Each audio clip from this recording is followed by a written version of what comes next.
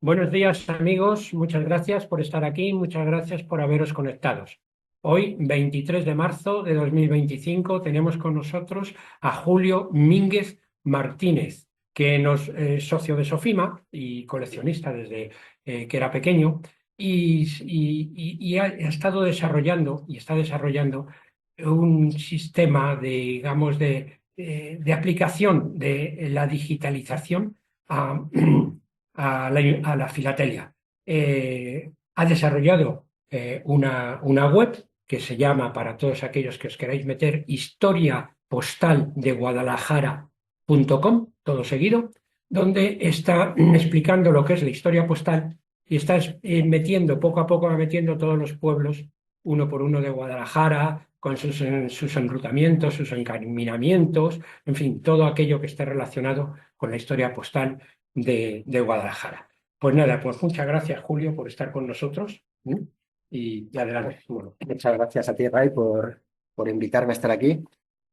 De hecho, Ray lleva ya varios años intentando que yo me sienta aquí, y yo llevo varios años negándome amablemente a estar aquí, entre otras cosas, porque, pues como ha dicho Ray, yo lo que colecciono es historia postal de Guadalajara. Creo que es un coleccionismo un poco local y la verdad es que no sabía qué contar si me siento de aquí. Pero bueno, al final he accedido y he accedido para dar una charla más de contenido técnico, digamos. Eh, Me da un poco de miedo, mientras estaba preparando esta conferencia, me da un poco de miedo que todo lo que vaya a contar aquí se me quede un poco diciendo obviedades y diciendo cosas muy básicas. Pero bueno, creo que está bien tener en un mismo sitio todo lo que yo creo, todos los trabajos digitales, documentales o cómo aplicar Internet o la informática en nuestras colecciones, cómo podemos aplicar, que se quede todo como en un sitio y sobre todo me gustaría que saliese un debate. Yo aquí voy a contar las cosas que hago yo. Eso no quiere decir que sean las mejores cosas ni que no se puedan hacer las cosas de otra forma, pero son las cosas que me han funcionado para mi colección y bueno, y las web que yo utilizo para mi colección, pero seguro que tenéis muchas cosas que aportar. A ver si cuando se suba esta charla en YouTube se puede iniciar un debate ahí en los comentarios o en cualquier otro sitio, pues hablar de lo que hace cada uno, porque creo que son cosas que nos pueden servir a todos. Eh, y bueno, vamos a iniciar. Va a ser intentado, intentado que la cosa sea rápida, pero bueno, vamos a ir rápido porque hay muchas cosas que contar y ya os digo, muchas cosas se van a quedar muy por encima. Como la charla va a quedar grabada, intentaré también, va a haber muchos hiperenlaces a las páginas de las que voy a hablar. Espero que en los comentarios los iré dejando todos para que los podáis echar un vistazo porque no vamos a tener tiempo de ver bonitos. Antes de empezar, hay unas cosas que quiero tener en cuenta sobre esta charla y sobre nuestras colecciones o por lo menos sobre mi colección.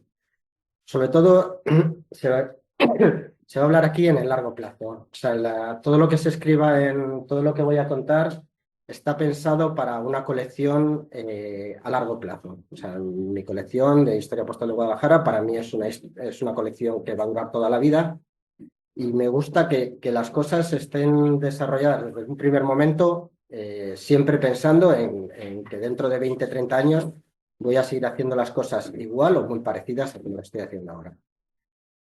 Otra de las cosas a tener en cuenta es la normalización en el sentido de seguir siempre una serie de normas, pensando en ese largo plazo.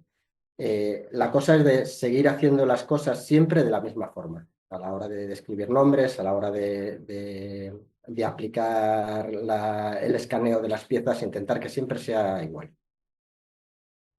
La adaptabilidad. La colección va a estar, digamos, muy definida desde el principio, pero siempre tiene que dejar puertas abiertas para novedades. Si de repente yo quiero iniciar una nueva, eh, me entra una cosa que no tenía planificada, que esa entrada en la colección no me suponga tener que rehacer toda la colección, sino que se pueda adaptar bien a lo que tengo planificado.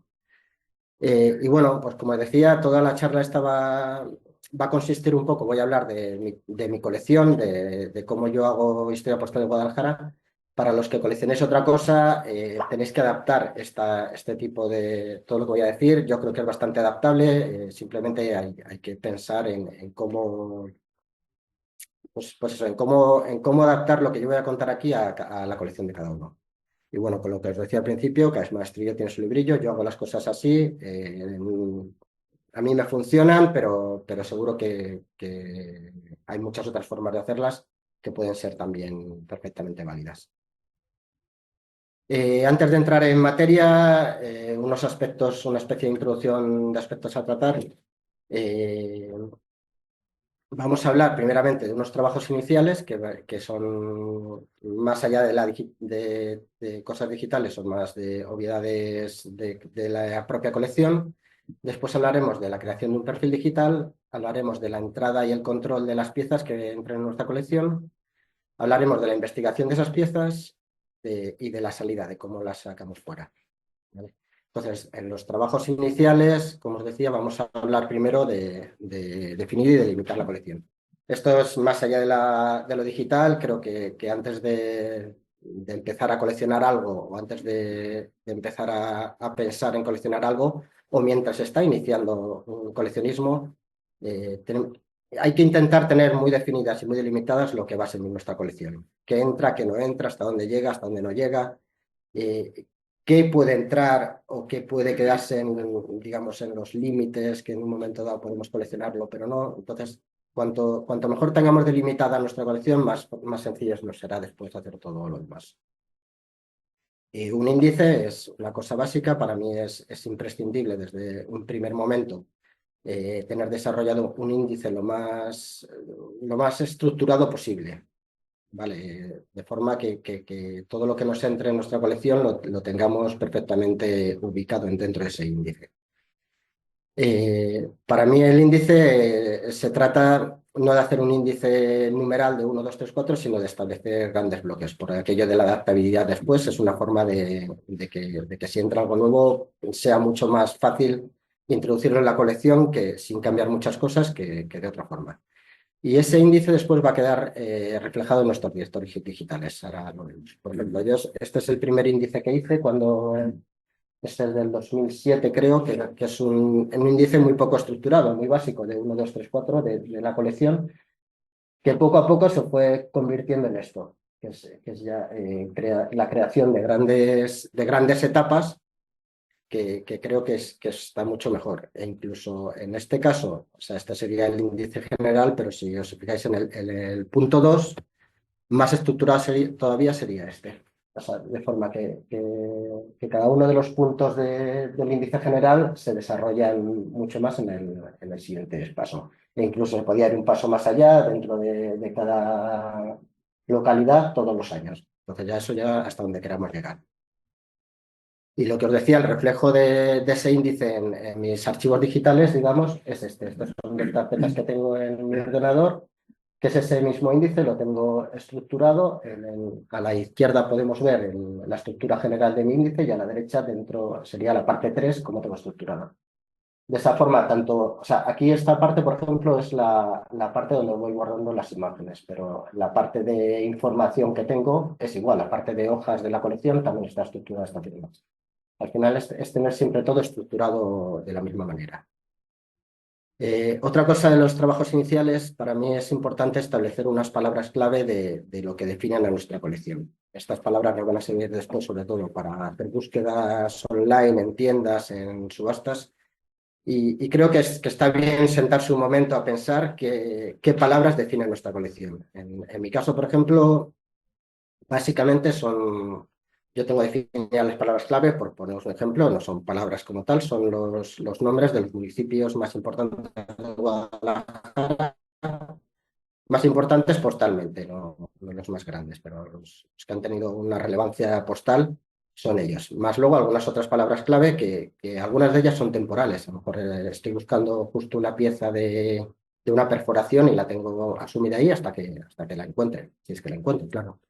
Y luego, bueno, es buen uso también, o sea, buena práctica para ciertas cosas usar codificación y abreviaturas.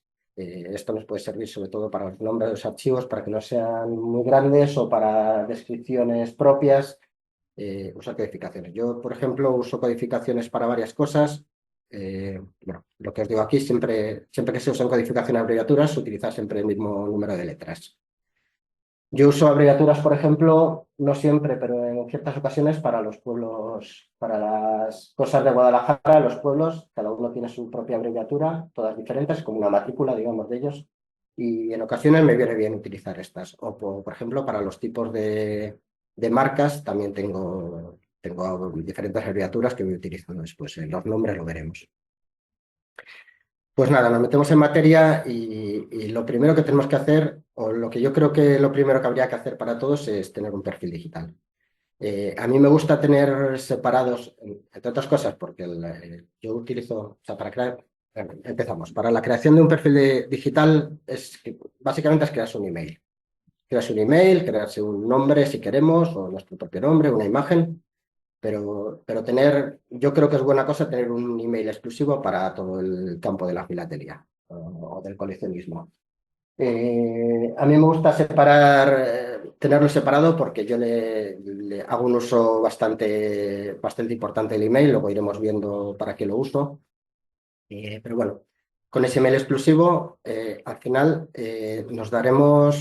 crearemos un perfil en nuestro navegador. Tanto si tenemos el Chrome o Firefox, nos daremos de alta abriremos un perfil con nuestro email, de forma que ahí podamos tener todos nuestros favoritos, simplemente nuestros favoritos filatélicos, digamos, o de coleccionismo. Con ese perfil nos daremos de alta en todas las tiendas y subastas que queramos o que conozcamos. Nos daremos de alta en las subastas online, nos daremos de alta en los foros, nos daremos de alta en redes sociales, en todo aquello que queramos. Y sobre todo crearemos alertas de búsqueda de todos ellos para que nos lleguen todas las alertas a nuestro email. No sé qué uso hace la gente del email, yo la verdad que lo uso bastante. O sea, creo que es importante verlo varias veces al día. Al final es una cosa que tenemos que estar pendiente de ello, porque si nos damos de alta en todas estas cosas, si no lo miramos, al final se nos llena de todo. Y bueno, he puesto aquí lo de usar el móvil. Hay muchas páginas actualmente se entra más en Internet por móvil que por escritorio. Es buena práctica empezar a usar el móvil, sobre todo para la consulta del email. Yo uso Gmail, a mí me funciona muy bien Gmail, supongo que cada uno tendrá su experiencia con cada uno. Pues lo que decía, por ejemplo, simplemente después de crearnos el correo electrónico, esto es una forma de crearse un perfil digital en Chrome. En Chrome sí. Este es mi perfil, digamos, yo me busqué un nombre, filatélico, una imagen, y esto es lo que uso en todas las webs en las que me registro, en todas las páginas. Y este, por ejemplo, es mi perfil en el Chrome. Yo tengo un perfil, como os decía, personal, pero aquí me viene muy bien tener todos mis favoritos, por ejemplo, de filatelia, los tengo aquí y no están mezclados con otras cosas. Tengo otras cosas, pero son más referentes a la web que estoy haciendo, que también son de filatelia y por lo tanto me interesa tenerlos en este perfil.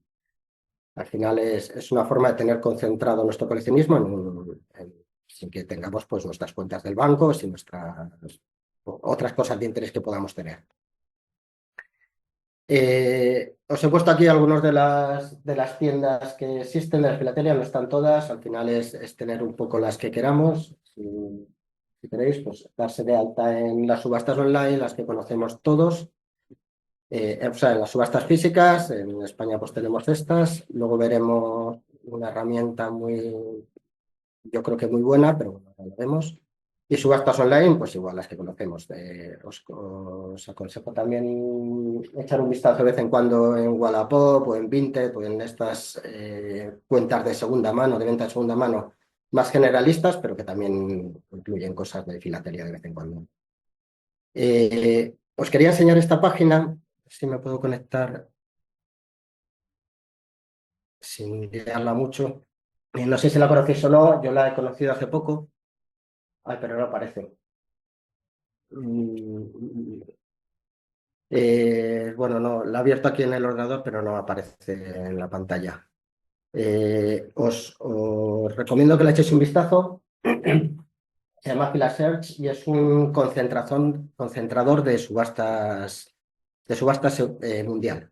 Digamos, tenemos en una sola página todas las subastas que están dadas de altas en la página, hay como 50, 60. Y es muy bueno, lo primero, es una página alemana, pero es muy bueno, o sea, está traducido al español, porque tenemos en una sola página búsquedas, podemos buscar en las 50, 60 subastas. Si yo busco Guadalajara, ahora está tapado, os iba a mostrar la web, pero no se puede ver.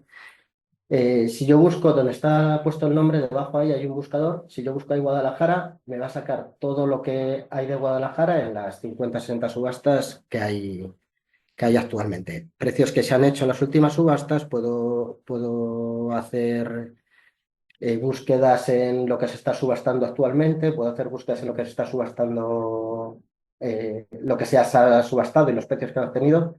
Creo que es una muy buena forma para aquellos que sigáis subastas internacionales de tenerlo todo. Incluso, yo no lo he hecho todavía, pero incluso se puede pujar desde esta misma página en todas ellas. Otra cosa también de aquí es que se pueden crear alertas de forma que si a vosotros os interesa, no sé decirte, que cada vez que aparezca algo, pues en mi caso algo de Guadalajara, cada vez que una subasta saque algo nuevo de Guadalajara, nos va a llegar un email a nosotros para avisarnos de que hay una nueva subasta con una pieza que nos puede interesar. Entonces, yo os convengo, o sea, os aconsejo echarle un vistazo porque la verdad que a mí me ha gustado mucho el planteamiento que tienen esta página. El alta de foros en redes sociales, bueno, los foros que ya conocemos, tenemos el Ágora y el Desván actualmente activos, españoles, y la posta se puede acceder, pero solamente de forma limitada a través de la web de Archive, que no sé si la conocéis, pero bueno, es una especie de archivo de webs que se pueden consultar de webs no actuales, que no estén activas actualmente. Entonces se puede hacer a fila posta de forma un poco, no a todo, no a muchas imágenes, pero se puede hacer todavía. En redes sociales, pues mira, actualmente, aunque parezca mentira, en Facebook hay muchísimo, muchísimo movimiento filatélico. En Facebook se puede acceder de varias formas. Se puede acceder con un perfil filatélico, digamos, con un perfil personal. Se puede acceder a través de grupos de filatelia, que he hecho una búsqueda rápida de grupos. Hay decenas de grupos de filatelia, hay muchos generalistas, otros de subastas, otros de venta, otros de filatería de España, otros de filatería argentina. Y se puede acceder a través de páginas de Facebook. Páginas de Facebook es, digamos, algo similar a una página web, pero con cierta interactuación. Yo creo que es conveniente estar en Facebook actualmente porque la verdad es que hay mucho movimiento. Otra red social donde hay mucho movimiento filatélico es YouTube. Aquí vamos, básicamente las conferencias de Sofima, las de Afinet y las de mi oficina, pues creo que todas las conocemos y son de una calidad extrema. Y luego hay muchos proyectos personales de gente, como el de Rincón Filatélico, Joaquín Jiménez, el del Hijo del Filatélico, muchos de ellos son proyectos incluso de gente que está fuera de la filatelia, que ha recibido una colección o algo y que simplemente la muestra. O sea, si buscas algo especializado no es, pero sí que es una parte de sacar fuera la filatelia, digamos, a otros ámbitos de manejarlo. Eh, Hay movimiento. En Instagram también hay mucho movimiento de filatelia. Instagram es más una red, no tanto de interactuación, sino más de enseñar, pero está bien, está curioso las cosas que se encuentran en Instagram. Y luego, bueno, yo utilizo menos, pero Colnet, sin ser una red social, hay mucha interacción en Colnet, que es más para un archivo de intercambio y de sellos. Las alertas de búsqueda. Todas las altas que hagáis en tiendas, en subastas online, en subastas propias, siempre o casi siempre tienes un punto en el que te pueden avisar de que se ha publicado algo nuevo o de que se ha publicado algo nuevo con tus preferencias. Entonces, para mí es muy conveniente tener activados en todas las páginas que nos demos de alta un sistema de alerta, de forma que cada vez que se publique algo, nos llegue un mensaje a nuestro email diciendo, se ha publicado algo que te puede interesar. Es una forma de tener en el email recogido toda, digamos, la actualidad de todo lo que se está publicando que nos puede interesar en todas las webs que tenemos dadas de alta. Es como una especie de concentrador de información interesante para nosotros. En estas alertas de búsqueda nosotros podremos poner una serie de palabras clave que son las que tendríamos definidas de antes. Para aquí nos pueden servir para decir, cada vez que se publique algo con la palabra pelón, que me llegue un mensaje a nosotros para avisarnos, por esa forma. Estas búsquedas, pues evidentemente tenemos que ir perfeccionándolas porque a veces nos llegará lo que en documentación llamamos ruido, nos llega muchas cosas que no nos interesan con nuestra búsqueda, entonces tenemos que ir perfeccionando y para perfeccionarla tenemos que seguir una serie de operadores booleanos que se llaman, que son simplemente los sí, no, or. Cada página los utiliza de una forma, hay mucha documentación si os interesa, yo creo que es interesante por lo menos utilizar estos poquitos. Generalmente, yo ahora os pondré un ejemplo de mis búsquedas y dónde los he utilizado y cómo los he utilizado. Es muy interesante, por ejemplo, las comillas del final. Si yo busco, si a mí me interesa Molina de Aragón y yo busco en mis búsquedas Molina de Aragón, me va a enseñar cosas de Molina, me va a enseñar cosas donde aparezca Aragón. Pero a mí me interesa Molina de Aragón, entonces tendré que usar las comillas para que solo cuando me aparezca la palabra entera me va a llegar la alarma, que es lo que me interesa. Entonces, este es, por ejemplo, es una de mis alertas que tengo de todo colección. A mí todas las mañanas me llega un aviso de que se han publicado novedades en todo colección con las palabras clave que a mí me interesan. Entonces, pues al final son pues, de Cifuentes llegan dos o tres cosas, de Sigüenza dos o tres, pues es una forma de todos los días de ir viendo que se está publicando en todo colección sobre mis preferencias. Y lo que os decía de los booleanos, por ejemplo, yo he tenido que ir perfeccionando algunas cosas. Aquí no aparece, pero Atienza, por ejemplo, en todo colección hay muchos libros de mundo esotéricos escritos por un señor que se apellida Atienza. Entonces, esas alertas me llegan a mí. Pues al principio las dejaba porque son más o menos manejables, pero ha habido un momento en que no me han interesado, entonces he dicho, vale, Atienza, que me salga Atienza, pero no libros, por ejemplo. O Nita, por ejemplo, todo colección, cuando no encuentra algo de lo que busca exactamente, te busca con palabras parecidas. Entonces, cuando la búsqueda de Ita me aparecían muchas cosas de hits, de discos con los grandes éxitos de Queen. Entonces ahí tuve que quitar Ita, no hits, para que no me aparezcan todas esas palabras. Al final esto es un poco ir redefiniendo las búsquedas para tenerlas mejor preparadas. Bueno, pues nos ha entrado, hemos comprado una pieza de la forma, nos ha llegado a casa y ¿qué hacemos con ella? Para mí, en esta parte segunda, que es la entrada y el control de esa pieza, de las piezas de la colección que ya tengamos en el poder, hablaremos del escaneado, vamos a hablar de la introducción de un código y de un nombre normalizado a ese archivo que creemos escaneado. Les vamos a dar unos formatos, vamos a hablar brevemente de los formatos que darle, le vamos a hacer un etiquetado a eso y lo vamos a escribir en una base de datos. En cuanto al escaneado, al final, lo hablábamos antes los compañeros que estábamos aquí, la cuestión es ¿para qué quiero utilizar esa pieza? Yo siempre recomiendo escanear en todo lo más alto que se puede. Para mí lo más alto que puedo con mis herramientas es, yo los sellos los escaneo a 1200 y las cartas a 600. Intento utilizar un fondo negro, utilizo una cartulina, pero luego le doy un poquito de tratamiento digital para que resalten mejor las piezas. ¿Qué conseguimos con 1200 píxeles en un sello? Pues un poco esta calidad. Es como una lupa exacta, aquí no se refleja muy bien. Mi escáner, lo hablaba, es un escáner normal y corriente, es una multifunción de escritorio de las gama media-baja. Para mí es más que suficiente. Si en un momento dado queremos entrar muy, muy al detalle, tendremos que ir a escáneres mucho más potentes y mucho más buenos. Pero yo creo que para el 80% de las colecciones que usamos, un escáner normal es suficiente. El escaneo para mí es una operación básica en la colección. Para mí una pieza no está en mi colección hasta que no la tengo escaneada. De hecho, están incluso separadas hasta que no la escaneo no la tengo realmente en la colección. A ese escaneo, a ese archivo, le voy a dar un nombre normalizado. El nombre normalizado va a depender usar un poco de qué va nuestra colección. Aconsejo siempre usar los mismos tipos de nombres, intentar no usar caracteres extraños, incluso las señas.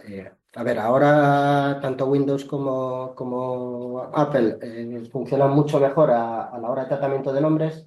Hubo un tiempo en que era problemático usar ñes incluso o espacios. Pero bueno, si vamos a empezar de cero, yo os aconsejo no usar puntos, en todo caso, usar guiones, no usar ñes, no usar acentos, incluso no dejar espacios. El tamaño de los nombres, intentar que no se nos vayan muy, muy extensos. Y siempre que podamos o nos haga falta, usar los códigos y abreviaturas que definimos al principio. Esta es la forma que yo pongo nombres a mis archivos. A mí lo que me interesa es lo primero, la ciudad. Y lo segundo que me interesa es la fecha. Y luego ya pongo las marcas. Si tengo más de una marca, le añado un i.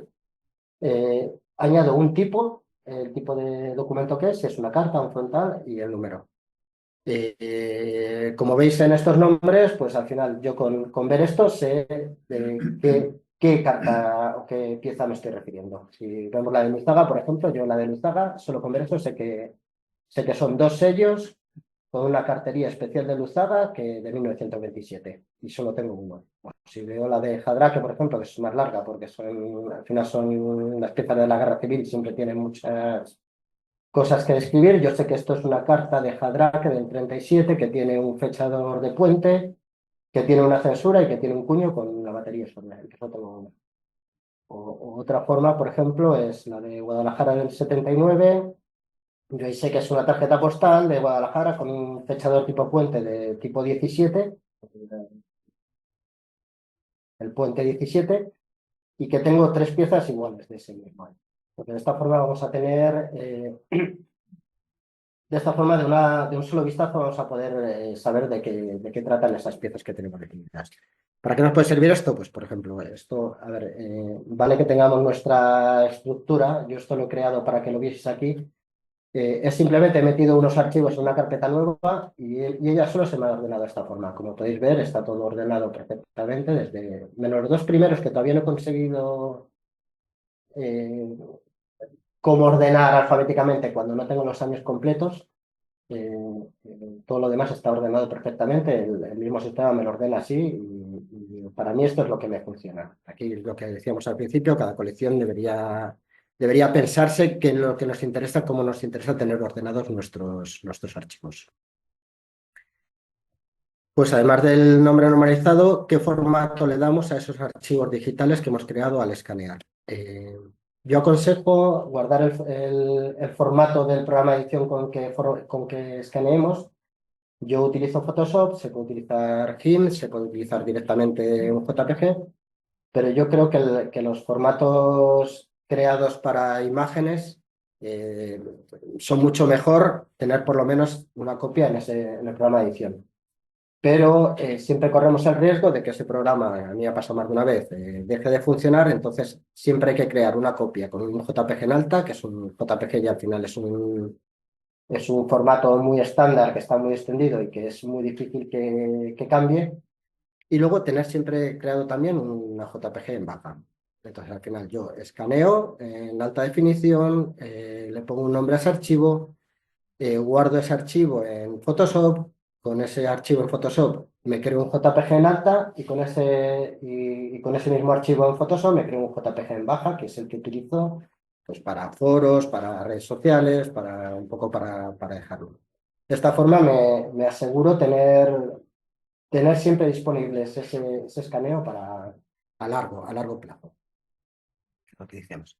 El etiquetado, bueno, yo creo que lo que todos un poco hacemos, un etiquetado físico básico, más pensando en los que vienen detrás que en nosotros mismos, con unos pequeños datos básicos, una fecha, el tipo de compra, si fue una subasta, quién nos lo ha vendido, cuándo nos lo ha vendido y qué precio hemos pagado. Simplemente yo meto un papelito detrás de las piezas y con eso se puede escribir en lápiz, como queráis, cada uno. O tener una pequeña tabla en Excel o en Word con esos datos básicos. Como os digo, más que pensando en nosotros, pensando en lo que quedará después. Eh, y luego, para mí es básico describir nuestras piezas en bases de datos. En base de datos una base de datos podemos entenderla como un simple Excel, luego veremos un Excel que tengo yo, bueno, a lo mejor no lo podemos ver tampoco, pero bueno. Un Excel que tengo yo definido como base de datos, que Excel nos permite unas nociones básicas de base de datos, pero si queremos algo profesional tenemos que ir ya a un Access, FileMaker o un base. Estos programas lo que tienen es que necesitan un poco, si no sabéis utilizarlos, necesitan un poco más de aprendizaje, pero claro, los resultados son mucho mejor. Si queremos unos datos básicos, unas definiciones básicas, un Excel nos puede servir. Y lo bueno del Excel es que si en un momento dado nos pasamos en una base de datos, es bastante fácil el traspaso de todos los datos en Excel a una base de datos. En esa base de datos tendremos que definir los campos más importantes que queramos tener descritos de nuestra colección, los que nos interesan a nosotros.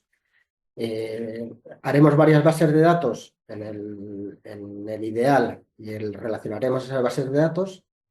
Y bueno, lo ideal no tiene por qué, pero bueno, lo ideal, hablando ya en general, es tener 6 bases de datos. Una con la descripción de nuestras piezas, que será la más importante y la que más usemos. Otras piezas de colección que veamos pues, de otros coleccionistas o que hayamos visto en la venta y no las hayamos comprado o que simplemente nos interese tenerlas descritas también. Tener una base de datos de vendedores, una base de datos en mi caso, por ejemplo, es importante tener una base de datos de marcas, una base de datos de las localidades y luego una base de datos de información general postal. Por ejemplo, en mi caso es bastante importante. La base de datos más importante, ya os digo que puede ser un Excel, luego os enseñaremos. Como mínimo deberíamos tener, yo creo que estos campos. Ya que, bueno, estos están definidos para, como decía al principio, para una colección de historia postal, pero habría que adaptarlos a los suyos, pero bueno.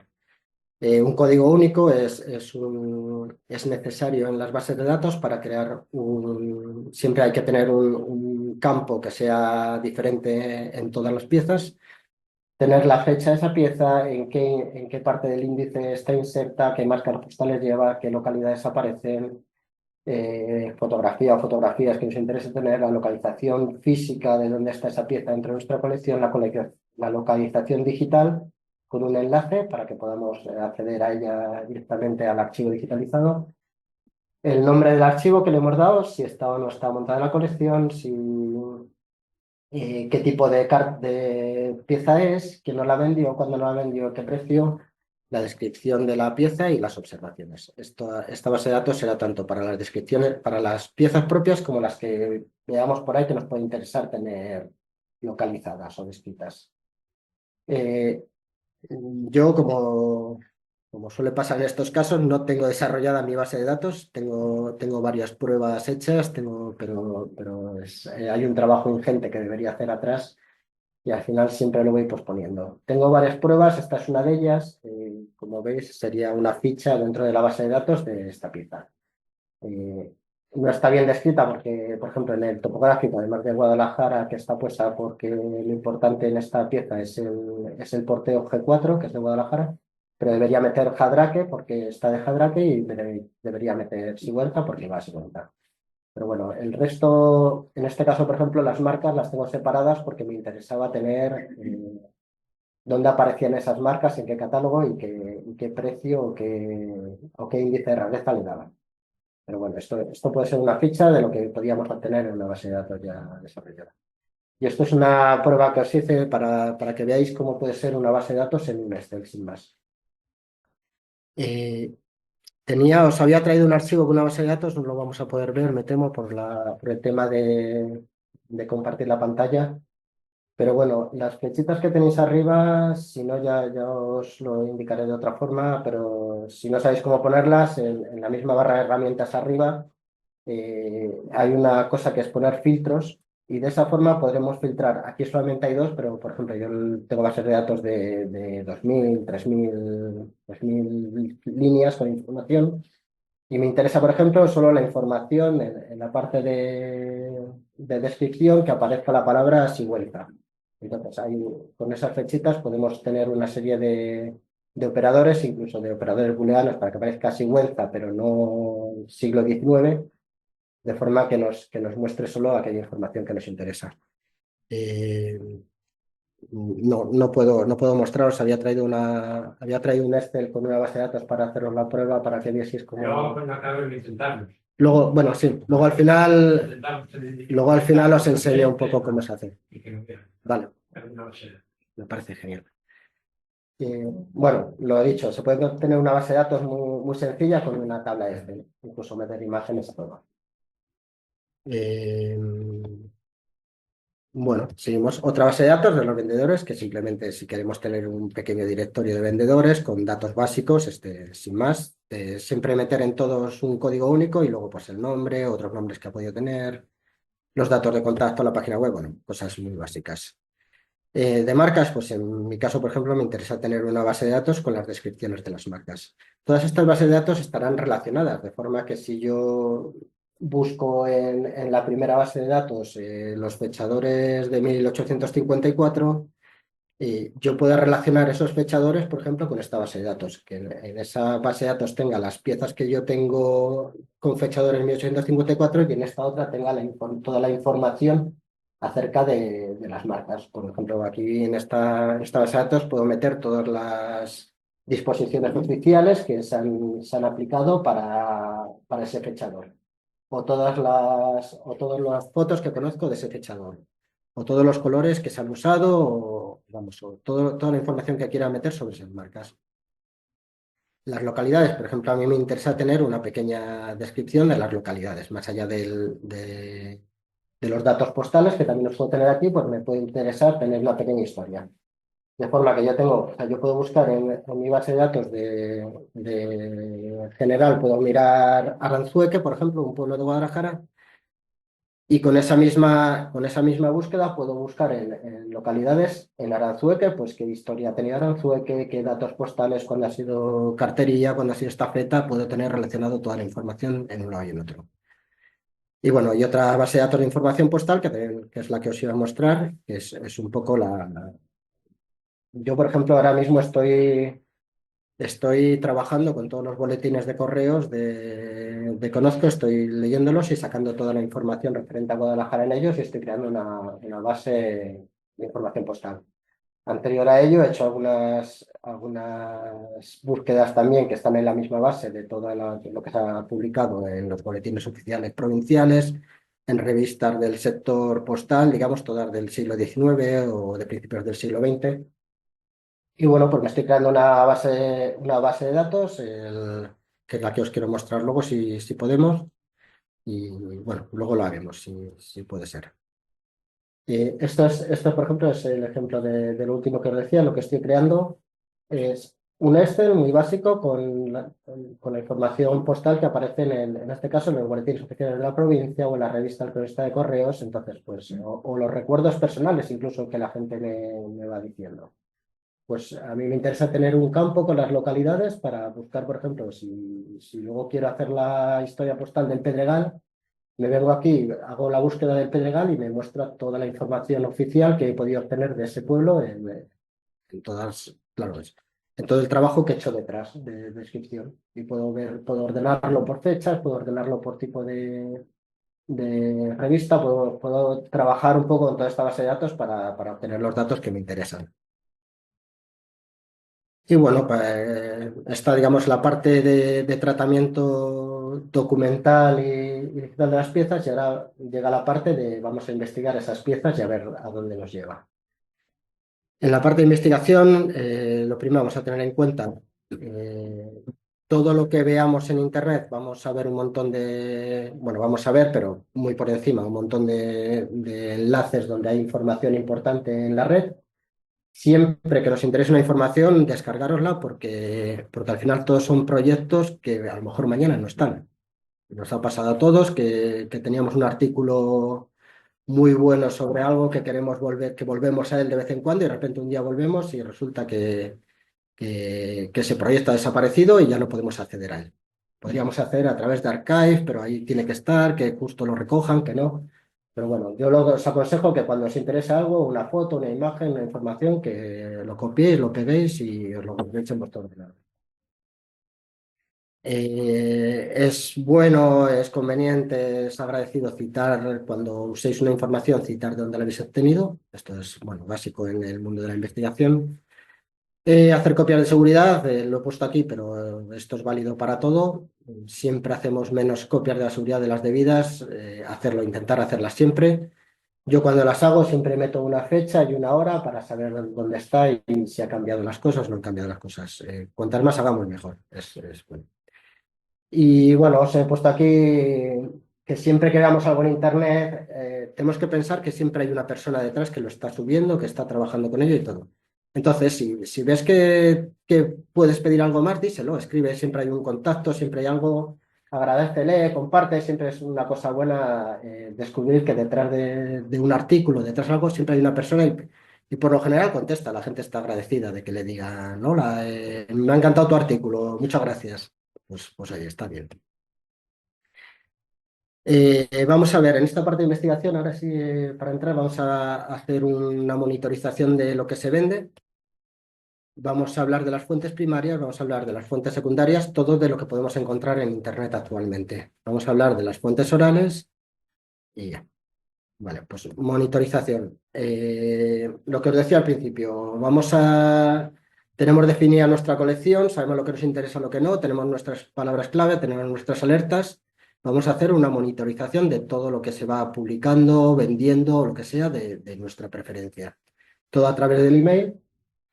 Cada vez que veamos lo mismo de antes, cada vez que veamos algo, una pieza, algo que se vende relevante, que nos interese, guardarlo, describirlo en la base de datos que hemos creado antes, apuntar los años y los precios de venta, de forma que podamos ir siguiendo una evolución de cómo va. Esto es importante sobre todo para aquellas piezas más relevantes o aquellas que estamos siguiendo nosotros porque nos interesa.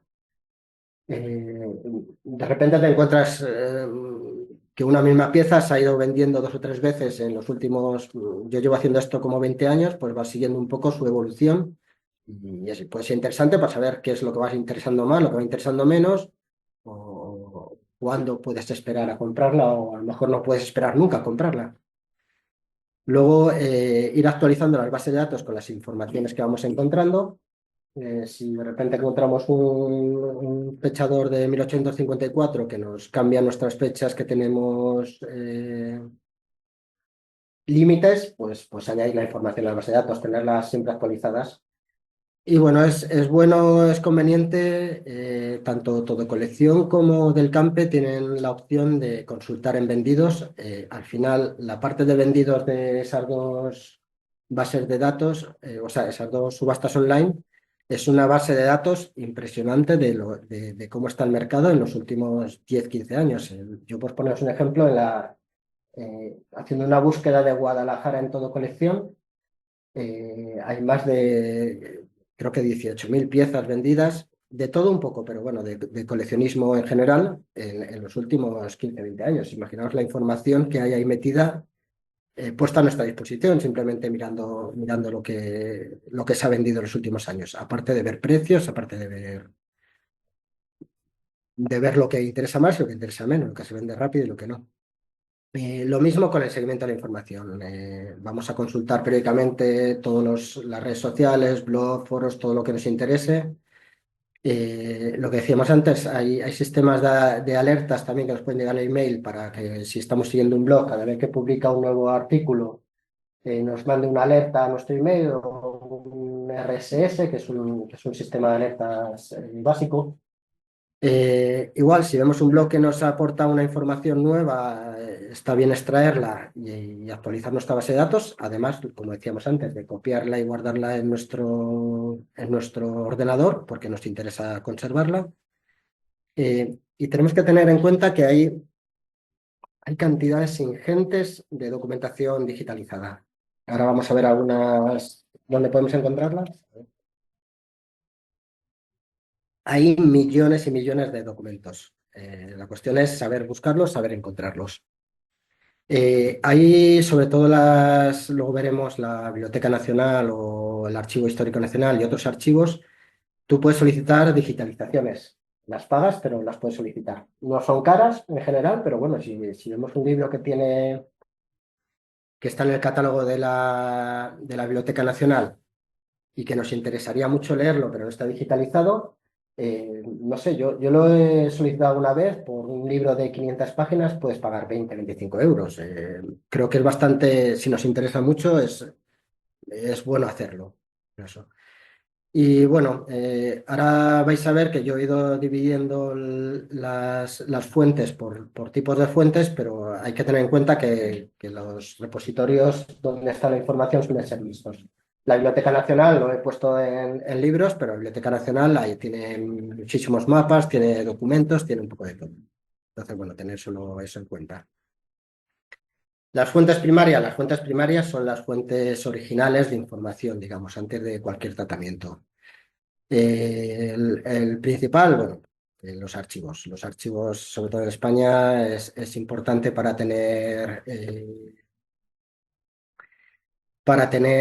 sobre todo para la parte de prefilatelia actualmente, pero bueno, nos puede servir para muchas cosas.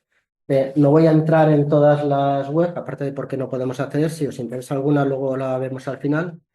Vais a ver que son muchas. Como os decía, como luego se va a colgar esto en YouTube, yo si queréis hago un comentario y os meto aquí todos los enlaces porque va a haber decenas de enlaces que os voy a mostrar aquí y está bien que buceéis un poco en ellos, que veáis lo que hay, lo que no hay, lo que os puede interesar y lo que no. Os cuento un poco, Pares es el repositorio digital de toda la información que hay en los archivos nacionales. AGA, Histórico Nacional, Simancas, los cinco principales. Eh, pues eso, ahí tenéis miles y miles y miles de documentación digitalizada que hay que saber buscarla. Hay búsquedas especializadas hay que manejar un poco al principio hasta que nos hacemos con ellos, pero con todas va a ser igual. Hispana es un proyecto que es el proyecto intermedio de Europeana. Europeana es un proyecto europeo que une todos los archivos y toda la documentación que hay digitalizada de toda Europa. Está concentrada en una sola página web. Hispana es la parte hispánica, española. Digamos que en Hispana entran no solamente los documentos de los archivos oficiales, sino también de muchas otras instituciones que tienen documentación muy importante y que la tienen digitalizada y que la cuelgan en Hispana y Hispana la cuelga en Europeana. Europeana, como os podéis imaginar, hay millones y millones de documentos. Lo bueno es que tenemos en un solo sitio toda la documentación digitalizada. Hay mapas de la Biblioteca Nacional Británica, mapas postales, incluso españoles, que están allí y que están puestos. Vamos, ahí es cuestión de buscar lo que más os interese. Otro proyecto europeo es el portal de archivos europeos. Al final, los cuatro son muy parecidos, dos españoles, dos europeos, pero todos tienen pequeñas diferencias. Entonces, conviene echarles un vistazo a los cuatro. Y, por ejemplo, aunque esto precisamente es una fuente secundaria, quiero destacar el proyecto que está haciendo Juan Francisco en el Ágora, JFK, no sé si lo habéis visto, pero Juan Francisco precisamente se ha dedicado a buscar en Pares y en otros cuantos archivos españoles que tienen documentación digitalizada, se ha dedicado a buscar toda la correspondencia que ha podido obtener y está haciendo una actualización de la prefilatelia. A mí me resulta impresionante. Yo creo que es un proyecto que es que además detrás de ese proyecto prácticamente no va a quedar nada ya de prefilatelia. Una vez a no ser que sean cosas que no se hayan digitalizado, claro, que ya sería ir a los archivos y pedir esa información. Pero vamos, el salto que se va a dar después de cuando se complete es impresionante. Entonces, una forma de la aplicación de simplemente desde tu casa con pares de cómo puedes bajarlo a un coleccionismo. En documentación oficial que podemos obtener en Internet, bueno, el BOE, tenemos tanto el BOE actual como la hemeroteca, está digitalizado y con un buscador bastante competente, desde 1600 y pico, toda la información oficial pública, Entonces, pues imaginaos también ahí toda la información que podemos obtener para nuestras colecciones. Los boletines oficiales provinciales, en mi caso, por ejemplo, es básico, suelen estar escaneados tanto en hemerotecas digitales como en, por ejemplo, los archivos de las diputaciones provinciales suelen tener parte de los boletines oficiales escaneados. Los boletines de correos están digitalizados, pero no están accesibles. Hay que solicitarlos a través de la biblioteca de correos. Es gente muy amable, normalmente te piden que vayas allí y bueno, eh, ya es cuestión de que ellos den el paso de colgarlo a internet porque es una información que hay en la biblioteca de correos muy importante que estaría muy bien tenerla accesible a todos. Otros proyectos, por ejemplo, los anales de correos, en su día Finet los escaneó y los colgó, están en la web, podemos consultar los 7 tomos desde casa tranquilamente.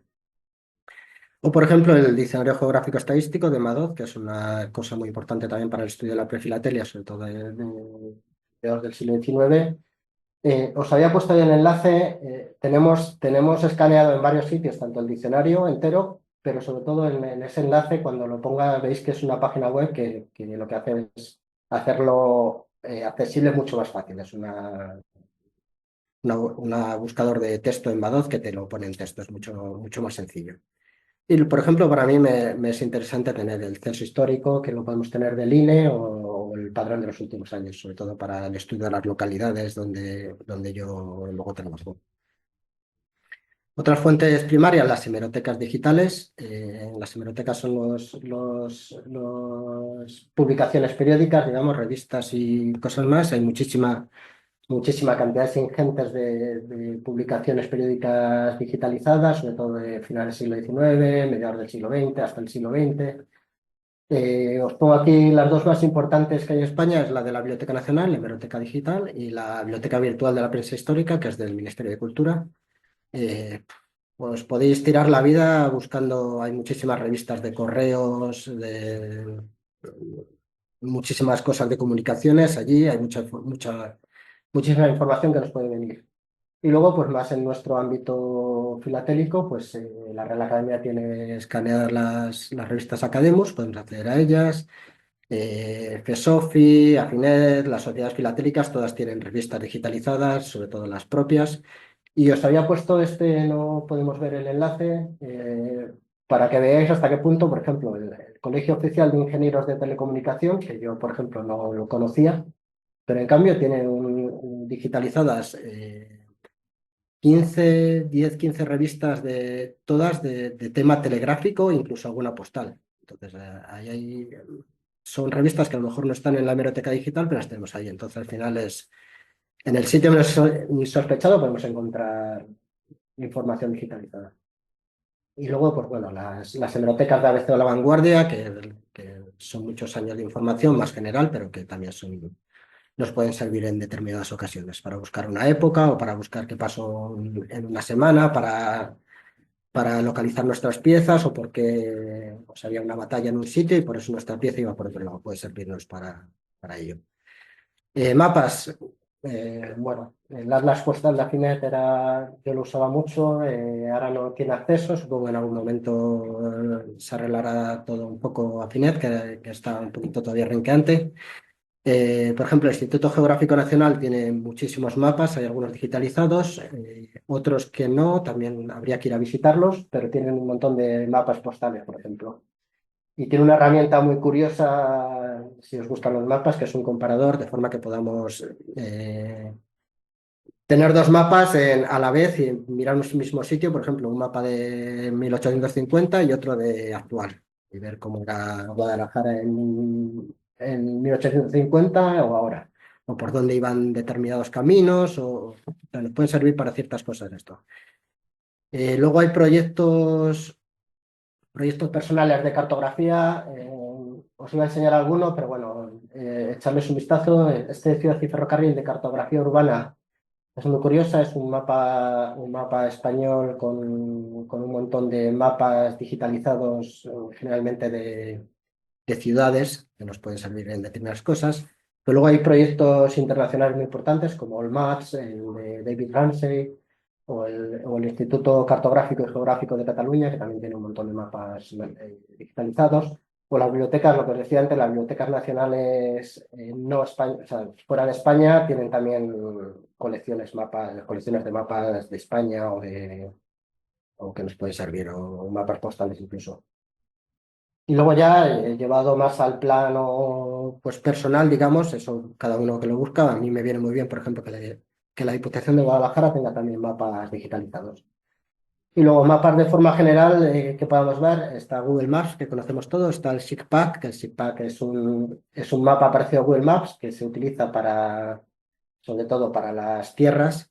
Es la forma con que Europa recibe los datos de qué se siembra en cada tierra, pero que nos ofrece mucha información a la hora, si queremos utilizar, es un Google Maps, yo creo que mejor, a la hora de, sobre todo para imágenes, por lo menos para Guadalajara, que no está tan bien digitalizado en Google Maps. O, por ejemplo, en Google también podemos crear mapas propios. Con la herramienta de My Maps puedes crear unos mapas, como ponerle tú lo que te interese, dónde se acerque, hacer una especie de vídeo incluso con una creación de mapas. En fuentes secundarias, digamos, de fuentes secundarias son aquellas que se han sacado, se han basado en fuentes primarias y han obtenido una información basada en ellas. Bueno, los foros que todos conocemos, hemos hablado antes. Eh, Blogs, hay muchos blogs interesantes. Aquí os dejo unos pocos que para mí son, creo que ahora mismo los que yo conozco, los mejores que hay en español. Este Numismática y Filatelia es especializado en prefilatelia. Todos los sábados crean un pequeño artículo sobre nuevas marcas o nuevas rutas. Los de Calpe, que es un blog magnífico, están muy activos, cuelgan información muy importante, o sea, muy interesante. En cuanto a filatelia temática, está La Lupa de Piniella, que también es un blog muy interesante. Las curiosidades de Sofima, que creo que ahora van a reactivarse, creo. Luego teníamos, por ejemplo, el Filatelia Digital, que ya no está activo, pero bueno, el archivo online sigue ahí. Lo que os decía antes, si os interesa algo, bajároslo. Y bueno, pues hay muchos blogs, sobre todo hay muchos blogs antiguos que se pararon, muchos proyectos parados, pero bueno, en Afrinet la pieza de la semana sigue activa, O Filatelista es un bloguero portugués que todos los días cuelga un artículo de filatelia. Chapó por él. En Todo Colección o en Del Campe, pues tenemos todos los blogs que si nos interesa hay mucha información ahí que nos van periódicamente actualizando. Cuelgo ahí también blogs no filatélicos que se adaptan a mi colección. A mí me interesa seguir una serie de blogs que son de la provincia de Guadalajara, que me vienen muy bien, incluso mejor que algunos de estos filatélicos, seguirlos. Otra fuente secundaria, los libros digitalizados. También hay ingentes cantidades de libros digitalizados. Los dos proyectos más importantes de corte generalista son los de la Biblioteca Nacional, la Biblioteca Digital Hispánica. Como os decía, hay muchos libros digitalizados, pero si hay un libro digitalizado que ya no tiene derechos de autor, o sea, no digitalizado y nos interesa, podemos solicitarlo bajo pago, que nos lo digitalicen. Está Google Books, que hay muchos libros digitalizados, tanto antiguos como modernos, y en algunos que no están digitalizados completos, solo te muestran partes, pero si tenemos suerte, esa parte es la que nos interesa de ese libro, entonces pues está bien echarles un vistazo. Luego hay un catálogo colectivo de la red de bibliotecas nacionales de España, digamos, que es muy interesante también. Hay muchos libros digitalizados en las red de bibliotecas. O, por ejemplo, en mi caso, a mí me interesa la Biblioteca Virtual de Castilla-La Mancha porque hay muchos libros digitalizados de mi interés en Guadalajara. Cada uno puede buscar, como os digo, todas las bibliotecas, todas las instituciones, cualquier organismo, todos tienen información digitalizada. Es cuestión de encontrar el que más os interesa a cada uno. De nuestro ámbito de filatelia, pues Afine tiene libros digitalizados, FESOFI tiene libros digitalizados, SOFIMA tiene libro digitalizado, la Real Academia, las sociedades filatélicas, todas tienen libros. Es cuestión de encontrarlos, de buscarlos y de tenerlos localizados. Y entre proyectos personales, pues quiero destacar el de San Filatelio, porque, por ejemplo, la red postal de la Segunda República que está haciendo Luis, creo que es él está haciendo provincia por provincia todo lo que se movió en la Segunda República, cómo se movieron las estas, y lo está colgando de forma gratuita en su página web. Pues ahí tenemos unos libros muy interesantes para acceder a ellos. Y hay un hilo en el Ágora, eso que es echar con un montón de enlaces a muchos libros de estos. Al final es cuestión de ir buscando y ir sacando los que os interesan a cada uno. Y colecciones digitalizadas es una forma de aprender muy buena, además de ver y de sacar ideas.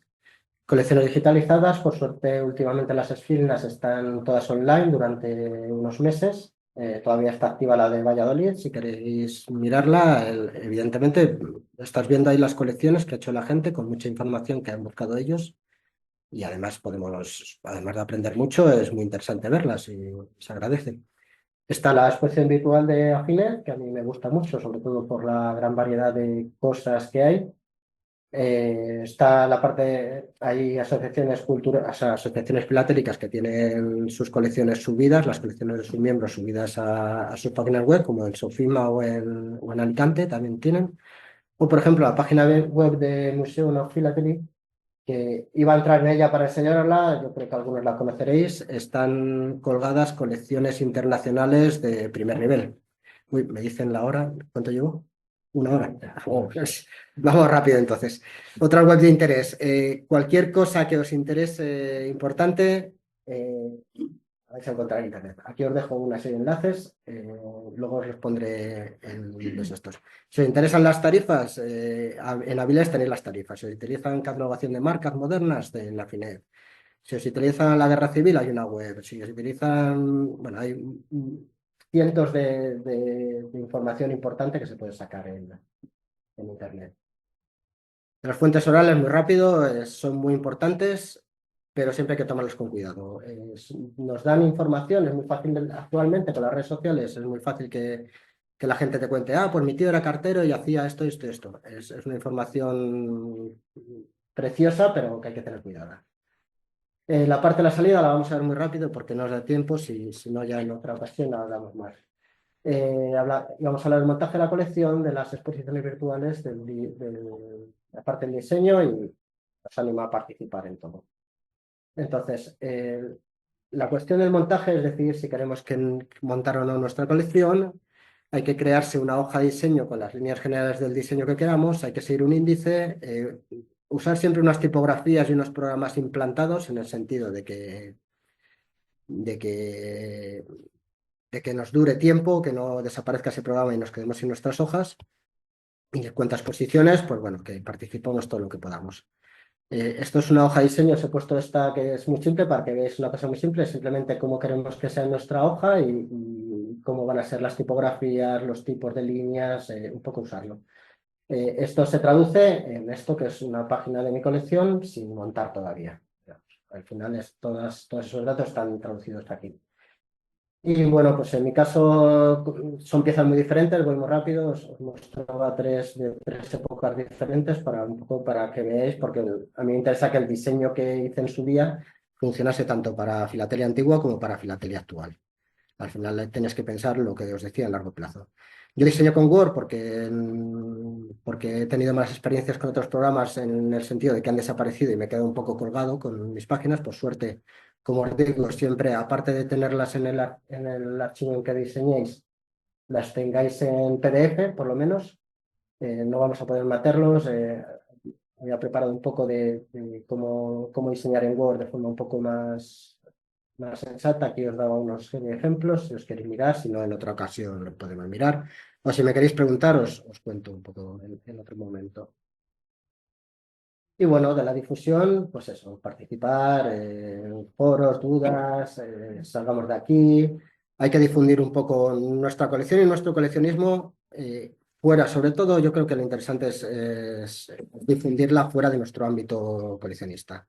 La gente, aunque no lo creáis, cuando se cuentan las cosas de una forma, la gente está interesada, sobre todo determinada gente con determinados gustos, que aunque no sean filatelistas, les gusta que les cuenten cosas. Y bueno, aquí ponía mis redes sociales. nada, muy rápido.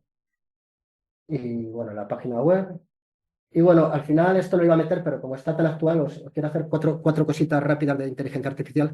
Es el futuro. Yo para lo que lo he utilizado, para lo que he intentado utilizar, no me ha funcionado muy bien, pero creo que es porque al final a las inteligencias tiran de información que tienen detrás y hay que entrenarlas. O sea, lo primero que habría que haber hecho antes de trabajar con ellas sería haberles metido cantidades de información en forma de PDFs o de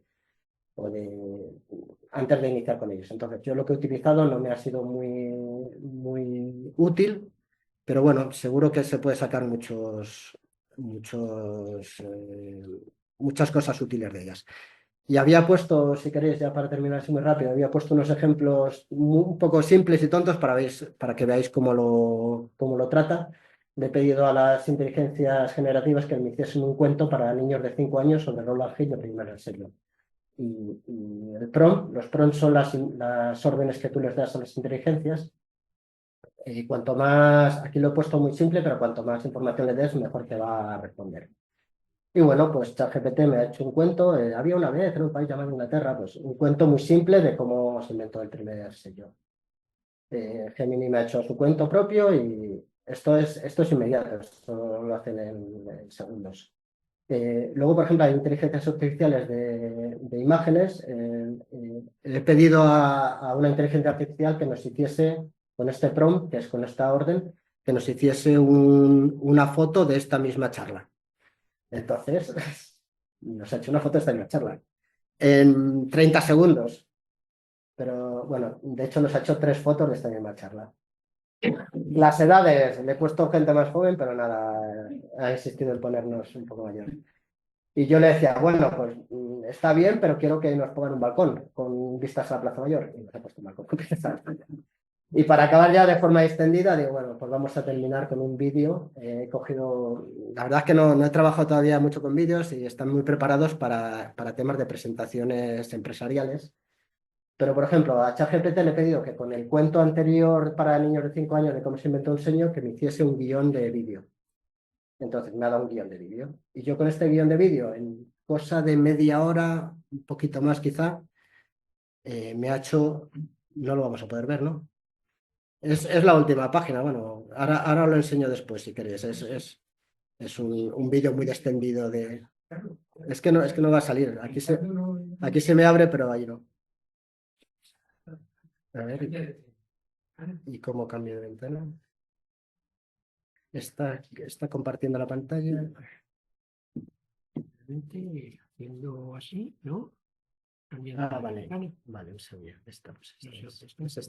Busca, ¿no? ¿Cómo lo has hecho con el este? El control y este, a la vez. Dan, y este. Vale. Control. Control. Y este de aquí, este de aquí. Ese y ese. Los dos a un tiempo. Mira. Si quieres lo quitamos. A Sí, ver, pero me va a dejar esta. Me va a dejar compartir esta. sí. Que me cambie aquí, pero no me cambie ahí. Ya. Bueno, había hecho un vídeo, luego si os queréis os lo cuento. Un vídeo muy tonto de un cuento de 5 años de cómo se inventó, para que veáis lo que se puede llegar a hacer con la filatelia y con esto. Y bueno, pues a ver si puedo salir ahora de aquí y ya termino. Aquí estamos. Ahora os lo pongo si queréis para esto. Bueno, pues eso, si queréis contactar conmigo, nunca ha sido más fácil que ahora contactar con una persona y tenéis todas mis redes sociales, el nombre, el email, lo que queráis. Y nada, que muchas gracias. Espero que os haya servido de algo.